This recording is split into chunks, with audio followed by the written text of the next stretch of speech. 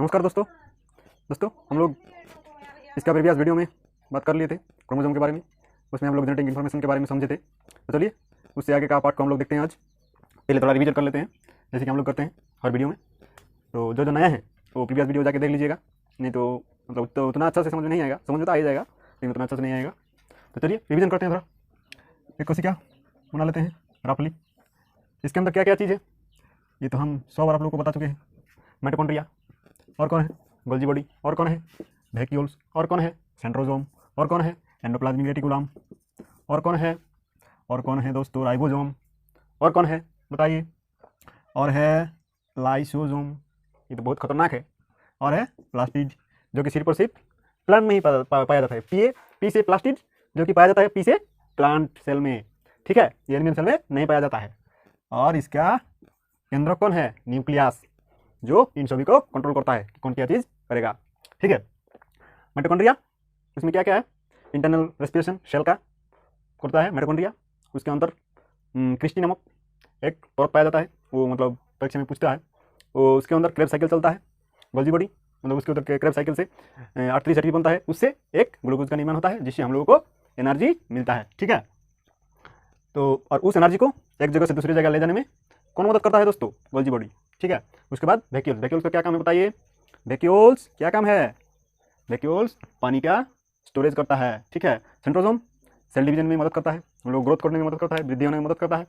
कहीं पर टूट फूट जाता है, कट फूट जाता है तो उसको रिकवर होने में मदद करता है, ठीक है। एंडोप्लाज्मिक रेटिकुलम ये क्या काम करता है बताइए। ये सेल को सिकुड़ने नहीं देता है।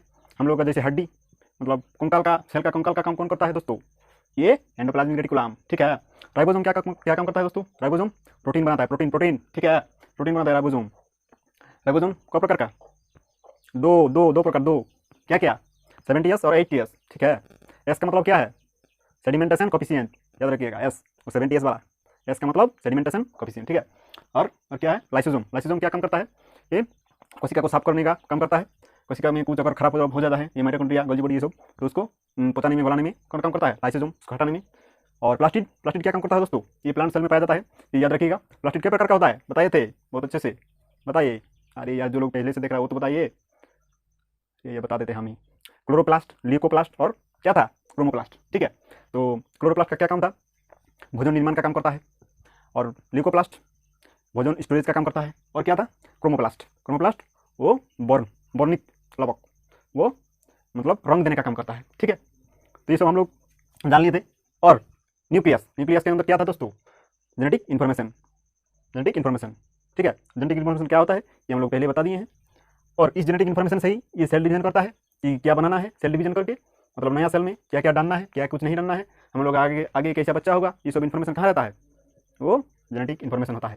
तो चलिए और भी इसके अंदर एक ये रहता है तरल गाढ़ा पदार्थ रहता है कोशिका के अंदर, उसको क्या कहा जाता है दोस्तों, उसको कहा जाता है कोशिका द्रव, हाँ कोशिका द्रव। और न्यूक्लियस के अंदर भी एक पाया जाता है, उसको क्या कहा जाता है, उसको कहा जाता है केंद्रिका द्रव। और जब इन दोनों को मिला दिया जाता है, किसी कोशिका द्रव और केंद्रिका द्रव, इन दोनों को जब एक साथ मिला दिया जाता है और इन दोनों का एक साथ नाम क्या होता है दोस्तों, जीव द्रव। मतलब जिसके बिना ये कोशिका मर जाएगा, इसकी मतलब कोशिका का जीवन क्या है, ये जीव द्रव। तो जीव द्रव किस चीज़ से बना हुआ है, कोशिका द्रव और केंद्रिका द्रव, ठीक है। तो चलिए न्यूक्लियस के अंदर क्या क्या चीज़ है समझते हैं अभी दोस्तों। न्यूक्लियस के अंदर का चीज़ को हम लोग निकाले थे पहले वीडियो में। इसके अंदर क्या पाया जाता है दोस्तों, जब माइक्रोस्कोप में आप न्यूक्लियस को देखेंगे तो उसके अंदर एक्स जैसा संरचना देखने को मिलेगा, इस तरह का बहुत सारा, इस तरह का। मतलब हर जीव में अलग अलग होता है इसका संख्या, ये कितना संख्या में रहेगा ये तो मतलब मनुष्य है कि जानवर है, जानवर में भी क्या है उसके ऊपर डिपेंड करेगा दोस्तों। मनुष्य में मतलब मानव में, ह्यूमन बींग में ये कितना रहता है 46 गो, कितना रहता है 46 मतलब जोड़ा में अगर कहे जाए तो 23 जोड़ा रहता है दोस्तों, ये 23 जोड़ा। और ये पूछता है दोस्तों तो ये क्या चीज़ है दोस्तों, ये क्रोमोजोम। तो न्यूक्लियस के अंदर क्या रहेगा, दोस्तों क्रोमोजोम। क्रोमोजोम मानव में कितना है 46 मतलब 23 जोड़ा में अगर कहे तो 23 जोड़ा। एग्जाम में क्वेश्चन आता है दोस्तों कि मानव का न्यूक्लियस में कितना जोड़ा क्रोमोजोम पाया जाता है, तो आप लोग क्या आंसर करिएगा कि 46 नहीं, जोड़ा में पूछा है तो 23 मतलब 23 जोड़ा। और अगर संख्या में पूछेगा तो कितना बताइएगा 46, हाँ यस 46 46। ठीक है, तो चलिए आगे बढ़ते हैं, क्रोमोसोम को देखते हैं आगे बढ़ा करके थोड़ा क्या होता है। ये मानव में होता है 46। और भी बता देते हैं, चिंपैंजी चिंपैंजी लोग देखेंगे, वो जो काला एकदम बढ़िया विराट कोहली की तरह होता है, बहुत बड़ा चिंपैंजी मनुष्य की तरह ही होता है, मतलब लगभग उसकी तरह है, मनुष्य की तरह है, मतलब मनुष्य जैसा मिलता जुलता है अगर कोई जानवर तो वो चिंपैंजी है। तो उसका दोस्तों कितना होगा, उसका होता है 48 मतलब 24 जोड़ा।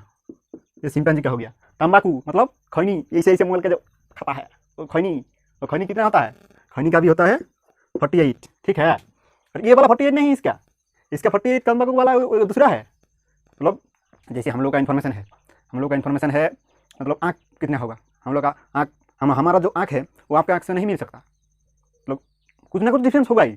इसी तरह ये इसका 48 जो है ये दूसरा 48 है, और इसका जो है ये इन्फॉर्मेशन ये दूसरा है। एक चीज़ मत समझिएगा कि एक चीज़ है, ऐसा नहीं है, दोनों अलग अलग है। तो चलिए इस क्रोमोसोम को थोड़ा बड़ा करके देखते हैं कि इसके अंदर क्या पाया जाएगा। ठीक है, इस क्रोमोसोम को अभी बड़ा करते हैं। इस क्रोमोसोम को हम तो पहले बता दिए हैं कि क्रोमोसोम जो नए हैं उसके लिए ऐसे करके ऐसा होता है क्रोमोसोम। ठीक है, इसको क्या कहा जाएगा, इसको कहा जाएगा सेंट्रोमियर। इधर ऊपर होता है क्या, सैटेलाइट, टेलोमियर, इन सबको आर्म कहा जाता है। ठीक है, ये सब उतना याद रखने का जरूरत नहीं है सब लोगों का। ठीक है, तो सेंट्रोमियर होता है इसके बीच में, इसका बहुत तामझाम है अभी, तो उतना हम लोग डिटेल में इसको नहीं जानेंगे, इसके आगे जानते हैं। तो दोस्तों इसके आगे मतलब ये सब देखने के बाद वैज्ञानिकों को जिज्ञासा और बढ़ा कि इसके अंदर क्या चीज़ें देखते हैं, क्रोमोसोम के अंदर क्या चीज़ें देखते हैं। दोस्तों इसके अंदर क्रोमोसोम को जब इसके अंदर जब तोड़ा गया तो क्या निकला दोस्तों, इसके अंदर जब देखा गया तो इस तरीक़ा से एक संरचना देखने को मिला, इस तरीक़ा से, और इसके अंदर इस तरीक़ा से देखने को मिला। आप लोग को पता चल गया होगा कि ये क्या चीज़ निकल गया। ठीक है, इस तरीक़ा से बहुत सारा देखने को मिला इस तरीक़े से। तो दोस्तों इसके अंदर इसको क्या कहा जाता है, इसको कहा जाता है डीएनए। ठीक है, डीएनए को आगे बताएंगे इसका फुल फॉर्म क्या है, इसको डिटेल में जानेंगे, लेकिन अभी के लिए इसके अंदर क्या देखा गया, डीएनए। और डीएनए को और जो बड़ा करके देखा गया, मतलब पहले हम लोग देखे कोशिका ऐसे हम लोग नहीं देख सकते, उसके लिए भी माइक्रोस्कोप चाहिए। माइक्रोस्कोप से देखा कि उसके अंदर क्या देखा, तो देखा कि एक्स जैसा क्रोमोसोम है, तो एक्स जैसा क्रोमोसोम तो है, वो तो मिल गया। उसके अंदर क्या है वो देखा, तो उसके अंदर दिख गया कि इसके अंदर एक सेंट्रोमियर है, इसके अंदर सैटेलाइट, टेलोमियर, आर्म, ये सब बहुत सारा चीज़ है। लेकिन उसके अंदर भी उसको भी और बड़ा करके देखा गया, तो उसके अंदर इस तरीके से देखने को मिला, तो उसको नाम दिया गया डीएनए। ठीक है, और डीएनए के बाद डीएनए को भीतर भी और इतना बड़ा करके इस जैसा संरचना, स्ट्रक्चर देखने को मिला। तो दोस्तों इनको पूरा का तो ये डीएनए है, पूरा जो है वो डीएनए है। तो इसके अंदर ये होता है एक एक जो है ये गोला गोला, इसको कहा जाएगा, मतलब नाम दिया गया जीन। क्या, जीन। इसका क्या नाम दिया गया दोस्तों, जीन। तो डीएनए के अंदर क्या पाया गया, जीन। जीन किस चीज़ को कहा जाता है दोस्तों, इसको देखिए, ये जो इसको देखिए, इसको आप पढ़ सकते हैं, 1 हो गया, 2 हो गया, 3 हो गया, 4 हो गया, 5 हो गया, 6 हो गया, 7 हो गया। इसी को इंग्लिश में क्या कहा जाता है, टर्म। एक टर्म, ये हो जाएगा एक टर्म, ये हो जाएगा 2 टर्म, ये 3 टर्म, ये 4 टर्म, 5 टर्म, 6 टर्म। इसीलिए एक टर्म को क्या कहा जाएगा दोस्तों, क्या कहा जाएगा, जीन। क्या कहा जाता है, एक टर्म को जीन कहा जाता है। और एक जीन में इस तरीके का संरचना पाया जाता है, इसी तरीके का। और इसको क्या कहा जाएगा, इसको क्या कहा जाता है, इसका नाम होता है न्यूक्लियोटाइड। तो जीन के अंदर भी क्या रहता है दोस्तों, जीन के अंदर ये सब क्या है, ये सब है न्यूक्लियोटाइड।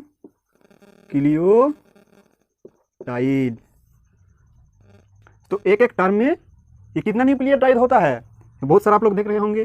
तो एक जीन में कितना होता है दोस्तों, तो एक जीन में होता है 10 न्यूक्लियोटाइड। ठीक है, ये एक जो टर्म है, मतलब एक जीन में कितना न्यूक्लियोटाइड पाया जाता है, तो 10 गो। और इसी जीन के अंदर दोस्तों क्या पाया जाता है दोस्तों, आप लोग सुने होंगे एडेनिन, थायामीन, गुआनिन और साइटोसिन। ATGC के नाम से आप लोग जाने होंगे, ऐसे करके A double bond T, D के साथ ट्रिपल बॉन्ड C, ऐसे आप लोग जानते होंगे ATGC। और नहीं भी जानते होंगे तो याद रख लीजिएगा, नहीं तो बाद में बहुत बड़ी दिक्कत होने वाला है आपको। अगर जिसको याद नहीं है कि A डबल बॉन्ड T और G ट्रिपल बॉन्ड C, तो आपको मतलब परीक्षा में 1 नंबर कटने वाला है, ठीक है। इसीलिए बोल रहे हैं, ये बहुत इंपॉर्टेंट चीज़ है। तो दोस्तों, कोशिका के अंदर न्यूक्लियस, न्यूक्लियस के अंदर क्रोमोजोम, क्रोमोजोम के अंदर सेंट्रोमियर, सेंट्रोमियर के बाद उसको जब तोड़ा गया तो DNA को मिला, DNA के बाद उसके बाद क्या मिला दोस्तों, जीन, और जीन के बाद भी क्या मिला, क्या, न्यूक्लियोटाइड। और एक जीन में कितना न्यूक्लियोटाइड, 10 गो।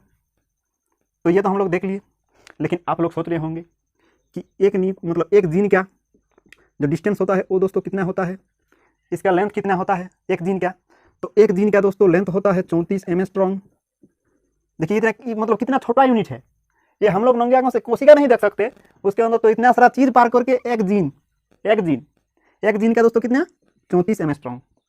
और अगर पूछेगा कि दो न्यूक्लियोटाइड मतलब इन दोनों के बीच, ये तो हर एक न्यूक्लियोटाइड है, और इन न्यूक्लियोटाइड के बीच का दूरी कितना होता है, तो एक जीन में कितना होता है दोस्तों, एक जीन में होता है 10।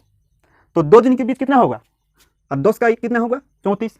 तो उसको 10 से भाग देना पड़ेगा, तब ना होगा इतना एंगस्ट्रॉम। इसका मतलब 3.4 एंगस्ट्रॉम। मतलब 2 न्यूक्लियोटाइड के बीच का दूरी कितना हो गया, 3.4 एंगस्ट्रॉम।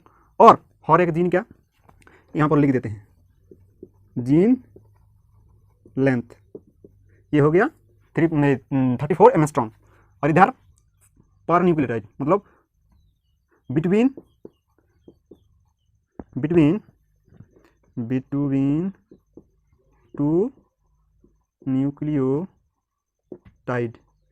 टू न्यूक्लियोटाइड कितना होगा, 3.4 एंगस्ट्रॉम, ठीक है। और इसके अंदर पाया जाता है दोस्तों ये एडेनिन, थायामीन, गुआनिन और साइटोसिन। इसके अंदर क्या पाया जाएगा, मतलब न्यूक्लियोटाइड के अंदर क्या पाया जाएगा, adenine, thymine, guanine, cytosine, ATGC, ठीक है, ATGC। और चलिए आप लोग समझ, मतलब कोई लोगों को ऐसा कंफ्यूजन रहता है कि ATGC जो है 4 गो, ये एक है, ये है A, ये है T, ये है G, ये है C, फिर ATGC, ऐसे करके होता। नहीं, ये गलत फहमी है दोस्तों, ऐसा नहीं होता है। ये एक जो न्यूक्लियोटाइड है, इसी में दोस्तों होता है ATGC। एक न्यूक्लियोटाइड में ही 4 होता है दोस्तों, ATGC, adenine, thymine, guanine, cytosine, ठीक है। एक न्यूक्लियोटाइड के अंदर ये 4 चीज होता है। और ये 4 चीज क्या है दोस्तों, यही है जेनेटिक इंफॉर्मेशन, ठीक है। यही है, क्या है, यही है जेनेटिक इंफॉर्मेशन। इसका जो स्ट्रक्चर है वो बहुत ही कॉम्प्लिकेटेड है, बहुत ही कॉम्प्लिकेटेड। उसमें हम लोग समझने का जरूरत नहीं है, नहीं तो हम लोग जेनेटिक्स का मास्टर बन जाएंगे, ठीक है। तो उसको हम लोग इतना जानने का जरूरत नहीं है, ATGC, ठीक है, यही याद रखेंगे हम लोग अभी के लिए। तभी दोस्तों आता है कि ये जीन का खोज तो किसने किया, जीन का खोज दोस्तों किसने किया, जीन का खोज जोहानसन। कहाँ लिखेंगे, अभी यहीं पे लिख देते हैं, ठीक है, तो यहीं पे लिख देते हैं। तो जीन का खोज दोस्तों किसने किया, जोहानसन। कभी कभी पूछ देता है, क्या पता SSC क्या है, ऐसे बहुत सारे है ना बढ़िया लोग, पूछ देता है कभी कभी कि जीन को किसने खोजा। तो दोस्तों जोहानसन। DNA को, DNA और ये तो बड़ी दिक्कत करने वाला। ये DNA को पहले एक जन देखा कि ये क्या चीज़ है, फिर DNA का ये जो हमने इधर से खींचा, ये जो संरचना स्ट्रक्चर बना, इसका मॉडल किसी और ने दिया, मतलब देखा किसी और ने, इसको तोड़ के माइक्रोस्कोप से देखा कि कुछ है, उसको नाम दिया DNA, एक जन ने दिया। उसके बाद वो चला गया, उसको समझ में नहीं आया कि स्ट्रक्चर इसका कैसा है, तो स्ट्रक्चर दूसरे ने दिया, तो उसको याद रखना पड़ेगा अभी। तो इसका पहली अवलोकन मतलब पहली बार किसने देखा, तो जब पहली बार देखा तो DNA को पहली बार कौन देखा, तो दोस्तों कार्लसबर्ग। DNA का पहली अवलोकन कार्लसबर्ग। और इसका मॉडल किसने दिया, मॉडल वाटसन एंड क्रिक, ठीक है। तो DNA का मॉडल किसने दिया, वाटसन एंड क्रिक। DNA का पहली अवलोकन मतलब पहली बार किसने देखा, तो कार्लसबर्ग ने। अभी दोस्तों क्रोमोसोम को किसने देखा, क्रोमोसोम का है क्या, वाल्डेयर। स्पेलिंग थोड़ा देख लीजिएगा, क्रोमोसोम का किसने खोजा, वाल्डेयर। तो यहाँ लिख देते हैं ये तो सेंट्रोमियर हो गया, सेंट्रोमियर के पास नहीं, इसको यहाँ लिख दे। क्रोमोसोम का किसने खोज किया? तो वॉल्डियर ने। इसके आगे क्रोमोसोम के आगे क्या आता है? न्यूक्लियस। तो न्यूक्लियस का किसने खोज किया था? ये तो पहले ही बताइए, रॉबर्ट ब्राउन। न्यूक्लियस किस चीज में रहता है? कोशिका। तो कोशिका का खोज किसने किया? कोशिका का पहली बार खोज किसने किया? Robert Hooke. लेकिन उन्होंने तो मृत कोशिका का खोज किया। तो जीवित कोशिका का खोज किसने किया? तो जीवित कोशिका का खोज किसने किया दोस्तों? Anton von Leeuwenhoek. Anton von Leeuwenhoek, ठीक है। ए भी एंटोन वॉन लीवेनहॉक। ये जो फॉरेनर लोग है उसका नाम सोच रहा, बहुत ही कॉम्प्लिकेटेड नाम होता है, इसको प्रोनाउंसिएशन करना भी थोड़ा मतलब दिक्कत हो जाता है। ये देखिए ना, एंटोन वॉन लीवेनहॉक, ऐसा नाम है यार, जैसे ही नाम रखो ना सुना मुना कोना, एंटोन वॉन लीवेनहॉक, ऐसा नाम रखता है, हम लोग को याद भी नहीं होगा जल्दी से, ठीक है। तो चलिए आगे इस डीएनए का संरचना को समझते हैं पूरा डिटेल से, ठीक है। ये सब अगर लिखना है तो लिख लीजिएगा, ठीक है। स्क्रीनशॉट लेना है तो लीजिएगा। चलिए इसको मिटाते हैं, ठीक है। अभी डीएनए का संरचना जो है उसको समझते हैं। डीएनए को, डीएनए जो देखा हम लोग जीन के अंदर नहीं, क्रोमोसोम के अंदर, तो उसी डीएनए के अंदर क्या रहता है? Genetic information. तो उसी डीएनए को समझते हैं। डीएनए के समझने के पहले दोस्तों मतलब हम लोग को 2 एसिड के बारे में जानना होगा। न्यूक्लिक एसिड, 2 न्यूक्लिक एसिड होता है। न्यूक्लिक एसिड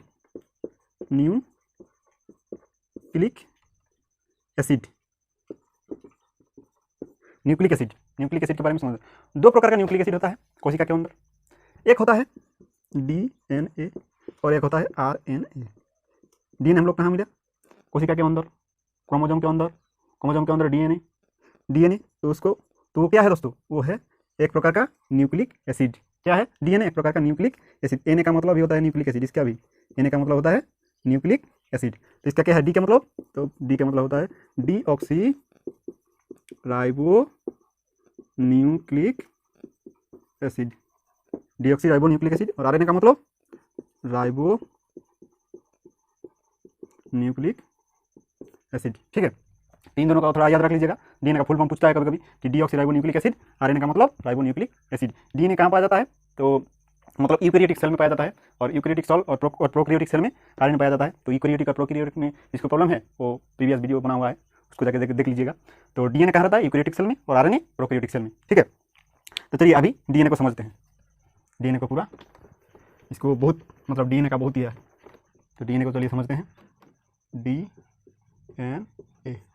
डीएनए दोस्तों किस चीज़ से बना हुआ है? डीएनए न्यूक्लियोटाइड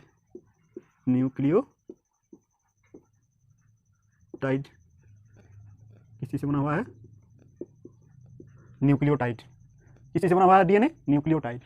लेकिन डीएनए की एक न्यूक्लियोटाइड से बना हुआ है? नहीं ना, बहुत सारा है। तो जब एक चीज़ बहुत सारा बन जाता है तो उसको क्या कहा जाता है दोस्तों? पॉली कहा जाता है। क्या कहा जाता है? पॉली। जैसे आप लोग और बहुत सारे टेक्निक जान लेंगे, बहुत सारा टेक्निक, तो क्या हो जाएगा? पॉलीटेक्निक। बहुत सारा टेक्निक जान लिए तो हो जाएगा पॉलीटेक्निक।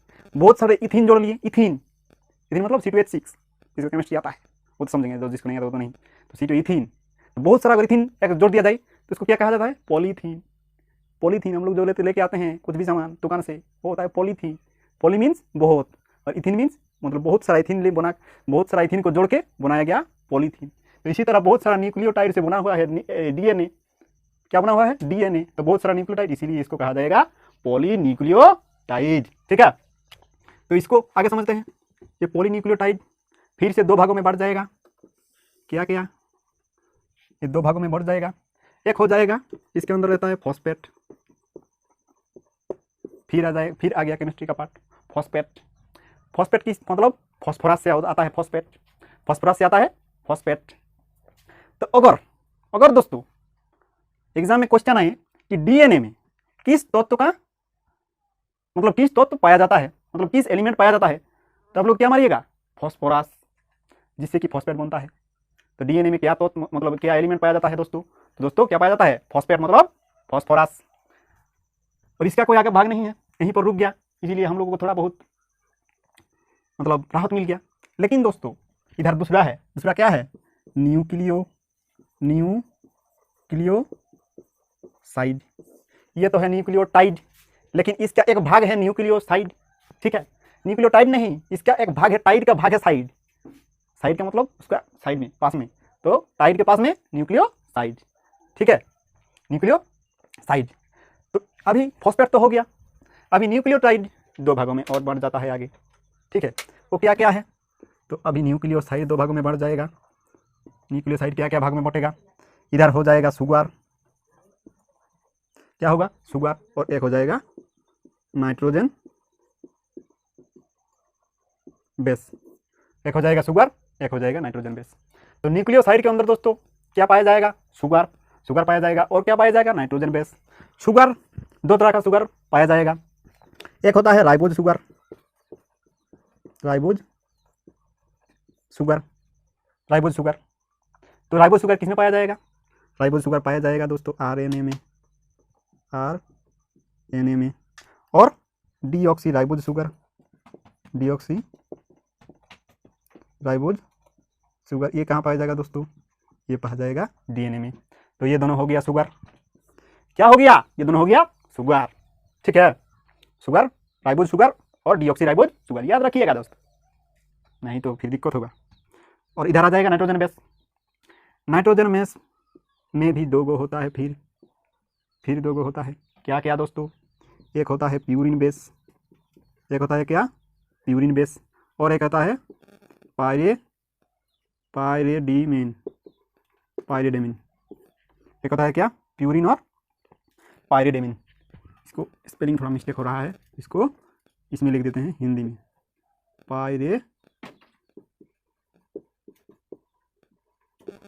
पायरेडिमिन, ठीक है, पायरेडिमिन।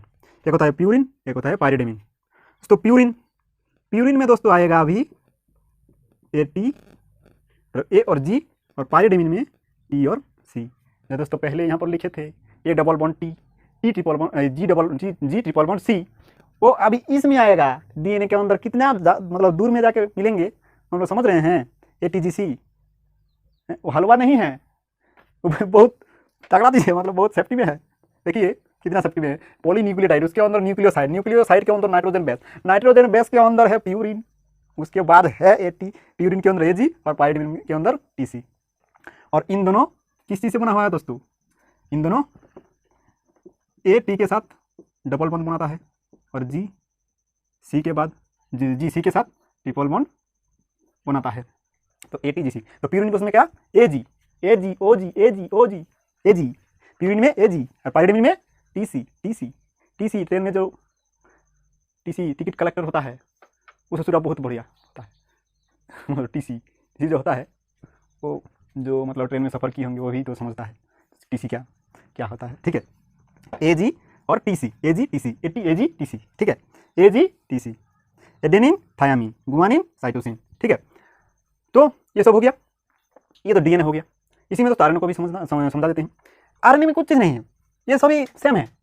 आरएनए में ये थायामीन का जगह आ जाएगा यूरासिल, ये आरएनए में आ जाएगा, आरएनए में क्या आ जाएगा, इस थायामीन का जगह यूरासिल आ जाएगा। मतलब पायरेडिमिन बेस में खाली चेंज होगा, ये थायामीन की जगह क्या आएगा, यूरासिल, आरएनए में नाइट्रोजन बेस में, ठीक है। आरएनए में क्या आ जाएगा, थायामीन की जगह यूरासिल, ठीक है। और इसके शुगर में क्या लेना पड़ेगा तब, ribose sugar, deoxy ribose sugar DNA चलो बन जाएगा। ये आरएनए बनाने के लिए राइबोज शुगर, और ये सब सेम है, लेकिन थायामीन की जगह यूरासिल। और दोस्तों यही क्वेश्चन बार बार पूछता है कि आरएनए में थायामीन की जगह क्या रहता है, आरएनए में थायामीन की जगह क्या रहता है, तो क्या रहता है दोस्तों, यू से यूरासिल, ठीक है, यू से यूरेसिल, ठीक है, यू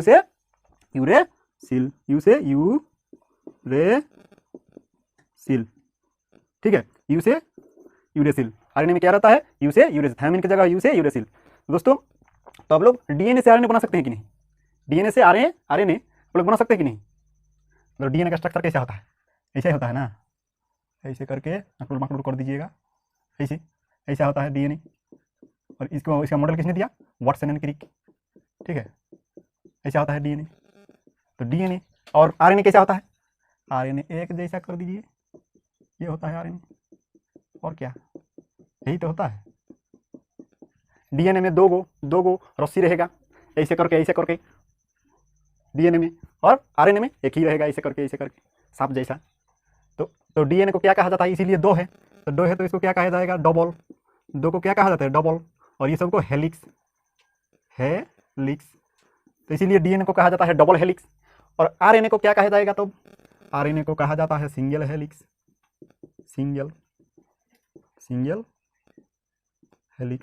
आरएनए को क्या कहा जाता है, सिंगल हेलिक्स।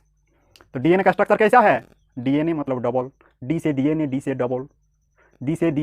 डबल, और RNA single helix, DNA double helix. ठीक है, तो डीएनए का क्या संरचना बना, डीएनए उसको क्या किस चीज बना हुआ है, न्यूक्लियोटाइड, बहुत सारा न्यूक्लियोटाइड, इसलिए पॉलीन्यूक्लियोटाइड, न्यूक्लियोसाइड, और इधर हो गया फॉस्फेट। न्यूक्लियोसाइड दो भागों में बढ़ जाता है, क्या क्या, शुगर और नाइट्रोजन बेस। शुगर में क्या क्या आ गया, शुगर में आ गया राइबोज शुगर, डीऑक्सीराइबोज शुगर, और इधर आ गया क्या आ गया, नाइट्रोजन बेस में क्या क्या आ गया, प्यूरिन और पाइरिडामिन। प्यूरिन में क्या क्या आ जाएगा, एजी, और पाइरिडामिन में टीसी, पाइरिडामिन में टीसी, और eighty double bond, GC triple bond. ठीक है, ए का मतलब एडेनिन, जी का मतलब गुआनिन, टी का मतलब थायामिन, सी का मतलब साइटोसिन, और आरएनए में थायामिन की जगह क्या रहता है, यूरेसिल। ठीक है, समझ में आ गया। तो चलिए अभी आरएनए को समझते हैं। आरएनए तो इतना समझ गया क्या क्या है, हाँ आरएनए का स्ट्रक्चर समझ में आ गया। स्ट्रक्चर आरएनए का अभी कितना टाइप का होता है उस तरह समझते हैं। हाँ ठीक है, आरएनए, उसके बाद इस क्लास को खत्म करेंगे। आरएनए, डीएनए आरएनए को एक ही क्लास में समझ लेते हैं। आरएनए दोस्तों 3 प्रकार का होता है। आरएनए में कहाँ पाया जाता है, किस सेल में दोस्तों, प्रोकैरियोटिक मतलब अविकसित सेल में, जो मतलब पूरी तरह विकसित सेल नहीं हुआ है उसको कहा जाता है अविकसित। जैसे कि कोरोना में क्या पाया जाता है, आरएनए। तो आरएनए वायरस है कोरोना, हेपेटाइटिस आरएनए वायरस, ऐसा बहुत सारा वायरस है, बैक्टीरिया वायरस में आरएनए पाया जाता है। आरएनए में भी क्या रहता है, जेनेटिक इन्फॉर्मेशन, जो हम लोग डीएनए में, यूकैरियोटिक सेल में क्या किस में पाया जाता है, डीएनए में, लेकिन प्रोकैरियोटिक में आरएनए में। ठीक है, तो आरएनए 3 प्रकार का, क्या क्या, एक होता है एमआरएनए, एक होता है टीआरएनए, और एक होता है आरएनए। आरएनए का मतलब, आर का मतलब, आर मीन्स क्या, राइबोसोम। राइबोसोम दोस्तों क्या बनाता है, राइबोसोम प्रोटीन बनाता है। तो दोस्तों राइबोसोम क्या बनाता है, तो इसके आरएनए का क्या काम हो गया, प्रोटीन बनाना। क्या काम हो गया दोस्तों, प्रोटीन बनाना। प्रोटीन किस चीज़ से बनता है, प्रोटीन बनता है 20, प्रोटीन बनता है एमिनो एसिड से। कितना एमिनो एसिड लगता है दोस्तों, लगता है 20 एमिनो एसिड।